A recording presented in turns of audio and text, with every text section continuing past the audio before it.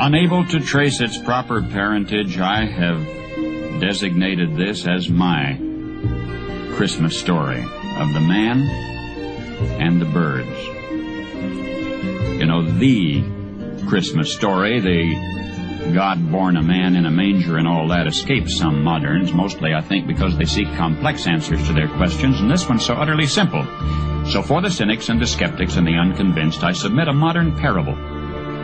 Now, the man to whom I'm going to introduce you was not a Scrooge. He was a kind, decent, mostly good man, generous to his family, upright in his dealings with other men, but he just didn't believe all that incarnation stuff which the churches proclaim at Christmas time. It just didn't make sense, and he was too honest to pretend otherwise. He just couldn't swallow the Jesus story about God coming to earth as a man.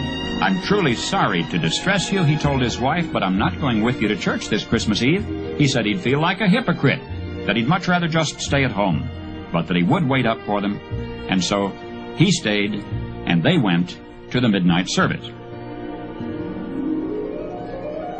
Shortly after the family drove away in the car, snow began to fall. He went to the window to watch the flurries getting heavier and heavier, and then went back to his fireside chair and began to read his newspaper. Minutes later, he was startled by a thudding sound. Then another.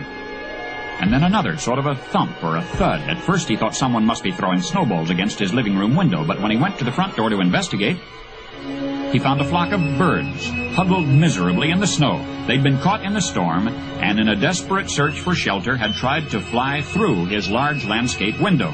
Well, he couldn't let the poor creatures lie there and freeze, so he remembered the barn where his children stabled their pony. That would provide a warm shelter if he could direct the birds to it. Quickly he put on a coat, galoshes, tramped through the deepening snow to the barn. He opened the doors wide and turned on a light. But the birds did not come in. He figured food would entice them in. So he hurried back to the house, fetched breadcrumbs, sprinkled them on the snow, making a trail to the yellow-lighted, wide-open doorway of the stable. But to his dismay, the birds ignored the breadcrumbs and continued to flop around helplessly in the snow. He tried catching them. He tried shooing them into the barn by walking around them waving his arms. Instead, they scattered in every direction except into the warm-lighted barn. And then he realized that they were afraid of him.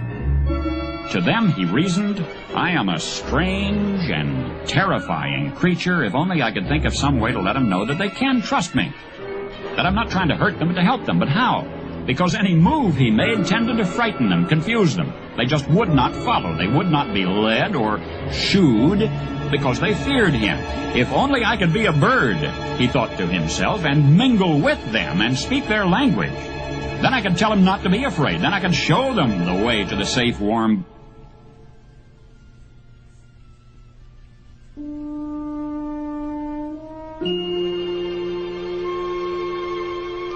to the safe, warm barn, but I would have to be one of them so they could see and hear and understand. At that moment, the church bells began to ring. The sound reached his ears above the sounds of the wind, and he stood there listening to the bells, Adeste Fideles, listening to the bells pealing the glad tidings of Christmas, and he sank to his knees in the snow.